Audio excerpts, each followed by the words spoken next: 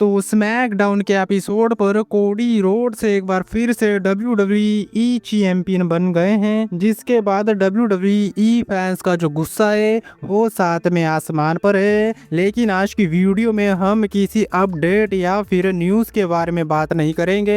आज की वीडियो थोड़ी सी अलग होने वाली है, क्योंकि इस वीडियो में हम बात करेंगे कैसे WWE वालों ने या फिर ट्रिपल एच ने पॉलिटिक्स खेला है WWE फैंस के साथ, और आखिर क्यों कोडी रोड्स रेसलमेनिया से पहले एक बार फिर से चैंपियन बने और रेसलमेनिया से पहले ही ड्रू मैकिंटायर ने अपने टाइटल को हारा। क्योंकि अगर WWE वालों को मेन इवेंट में डालना था कोडी रोड्स को, तो WWE वालों के पास सेकंड ऑप्शन भी था, क्योंकि WWE वाले बड़ी आसानी से एक फैटल 4-वे मैच बना सकते थे चैंपियनशिप के लिए, जिसके चलते एटलीस्ट ड्रू मैकिंटायर के पास रेसलमेनिया तक टाइटल रहता और ड्रू मैकिंटायर को भी मेन इवेंट करने का मौका मिलता रेसलमेनिया को। लेकिन WWE वालों के ऐसे प्लान्स कभी भी नहीं थे। WWE वाले कभी भी ड्रू मैकिंटायर को चैंपियन नहीं बनाना चाहते थे, और इसकी जो शुरुआत है वो सर्वाइवर सीरीज 2025 से होती है,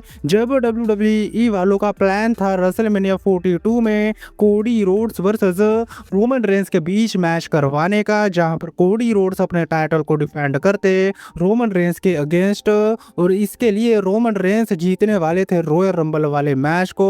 लेकिन प्रॉब्लम तब हुई जब ये बाहर निकल कर आया कि रोमन रेंस की ये डिमांड है कि जब Cody Rhodes versus Roman Reigns के बीच तीसरा मैच होगा, उस वाले मैच को रोमन रेंस ही जीतेंगे। और इसी बात से ट्रिपल एच को प्रॉब्लम हो गई, क्योंकि ट्रिपल एच कोडी रोड्स और रोमन रेंस दोनों को ही सेम लेवल पर दिखाना चाहते थे, जो कि अच्छी बात भी है। लेकिन ट्रिपल एच ने इस आइडिया को पूरी तरह से ड्रॉप किया कि हम रेसलमेनिया में रोमन रेंस वर्सेस कोडी के बीच मैच करवाएंगे। लेकिन दूसरी तरफ रोमन रेंस जीतने वाले थे रॉयल रंबल वाले मैच को, तो ऐसे में अगर रोमन रेंस रॉयल रंबल वाले मैच को जीत जाते और उस समय कोडी रोड्स चैंपियन होते, तो ऐसे में definitely Roman Reigns Cody Rhodes को चैलेंज करते, क्योंकि ऑब्वियसली बात है रोमन रेंस को कभी भी रीमैच नहीं मिला रेसलमेनिया के बाद उनकी चैंपियनशिप के लिए, जो उन्होंने हारी थी कोडी रोड्स के अगेंस्ट।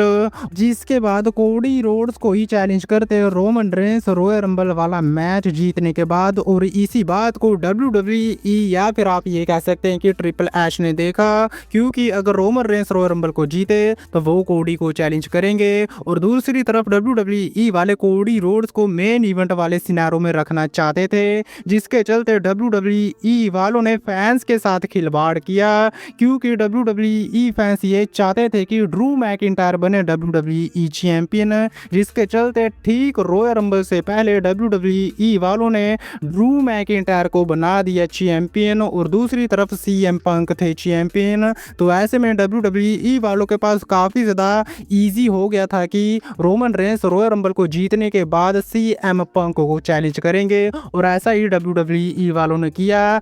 और इस सब के बीच ड्रू मैकिंटायर बने बलि का बकरा, या फिर कह सकते हैं मोहरा। दूसरी तरफ WWE वालों ने ऐसा दिखाया कि पब्लिक की डिमांड थी कि हम ड्रू मैकिंटायर को चैंपियन बनाएं, और हमने चैंपियन बना भी दिया। लेकिन दूसरी तरफ WWE वाले रेसलमेनिया में कोडी रोड्स को रखने वाले थे मेन इवेंट वाले सिनेरियो में, तो ऐसे में Cody Rhodes versus Drew McIntyre के मैच को भी WWE वाले रेसलमेनिया में नहीं करवाना चाहते थे, क्योंकि ऑलरेडी इन दोनों के बीच काफ़ी मैचेस हमें देखने को मिले, जिसके चलते WWE वालों ने ऐसा ही तय किया रैंडी ओटन जीतेंगे एलिमिनेशन चैम्बर वाले मैच को, और वो चैलेंज करेंगे कोडी रोड्स को, क्योंकि फैंस की काफ़ी ज़्यादा डिमांड थी कि रैंडी ओटन वर्सेस कोडी के बीच मैच हो। लेकिन इस मैच को करवाने का जो तरीका था वो बहुत ही ज़्यादा बकवास रहा, क्योंकि ड्रू मैकिंटायर को पूरी तरह से WWE वालों ने एक बलि के बकरी की तरह यूज़ किया। चैंपियन बना तो दिया, लेकिन ठीक रेसलमेनिया से पहले हरवा भी दिया ड्रू मैकिंटायर को, और WWE या फिर आप कह सकते हैं कि ट्रिपल एच ने ऐसा दिखाया भी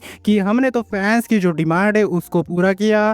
फैंस को ये चाहिए था कि रोमन रेंस रॉयल रंबल वाले मैच को जीते, और हमने ऐसा किया। फैंस को ये चाहिए था कि ड्रू मैकिंटायर चैंपियन बने, ये भी हमने किया। और फैंस को Cody Rhodes versus Randy Orton का मैच चाहिए था, और ये भी हमने किया। लेकिन जो तरीका रहा WWE का वो बहुत ही ज़्यादा बकवास रहा, और ये बहुत ही बड़ी प्रॉब्लम रही है ट्रिपल एच के एरा में, क्योंकि जब कोई बड़ी चीज होने वाली होती है WWE में, तो WWE वाले तब उस चीज को नहीं करते हैं। उस चीज को WWE वाले तब करते हैं जब उसका बिल्कुल भी सेंस नहीं बनता है, क्योंकि कोडी वर्सेस रैंडी ऑर्टन के बीच अब मैच होगा, लेकिन इसके लिए WWE वालों ने पूरी तरह से आप कह सकते हैं कि बलि का बकरा बनाया ड्रू मैकिंटायर को।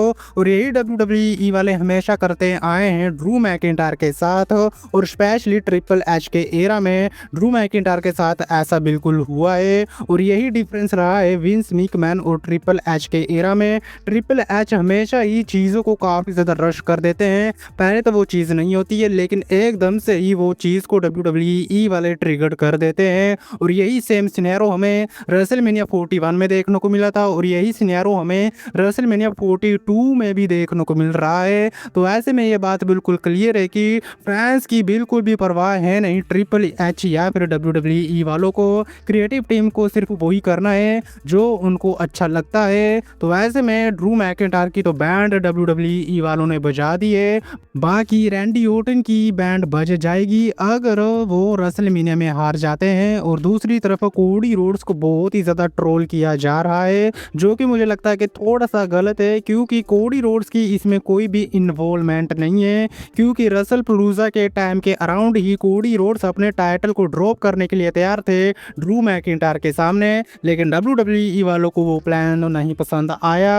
और इसके अलावा हल्क होगन के साथ जोड़ा जा रहा है कोडी रोड्स को, कि कैसे हल्क होगन की तरह कोडी रोड्स को भी ओवर पुश दिया जा रहा है। लेकिन वो ज़माना अलग था, क्योंकि उस समय ज़्यादा सुपरस्टार नहीं थे, सिर्फ हल्क होगन ही थे जो WWE को रिप्रेजेंट करते थे। और इसके अलावा हल्क होगन एक हॉलीवुड एक्टर भी थे, तो ऐसे में WWE वाले हल्क होगन को ही पुश करते थे। लेकिन आज के टाइम पर सिर्फ एक सुपरस्टार के थ्रू आप कंपनी को नहीं चला सकते हैं, और WWE वाले कोडी रोड्स को जॉन सीना की तरह ही देखते हैं। WWE वाले यही देखते हैं कि कोडी रोड्स जॉन सीना की तरह ही ऑपरेट करें और वो कंपनी को चलाए। लेकिन अगेन WWE वालों को बिल्कुल भी एग्जीक्यूट नहीं करना आया कोडी रोड्स का कैरेक्टर, और कोडी रोड्स के साथ भी एक तरह से WWE वालों ने बैंड बजा दिए। तो बाकी अब क्या होगा क्या नहीं होगा ये तो ऊपर वाला ही जाने। बाकी अब रेसलमेनिया होने वाला है, वहाँ पर अगर WWE वाले ने थोड़ी सी भी गलती करती तो डेफिनेटली बहुत ही ज़्यादा गालियाँ पड़ेंगी WWE और ट्रिपल एच को। बाकी आज की वीडियो में बस इतना ही। वीडियो अच्छी लगी तो वीडियो को लाइक और चैनल को सब्सक्राइब करना मत भूलना, क्योंकि मैं लाता रहता हूँ ऐसी वीडियो। तब तक के लिए टिल देन मिलते हैं नेक्स्ट वीडियो में काफ़ी ज़्यादा जल्दी।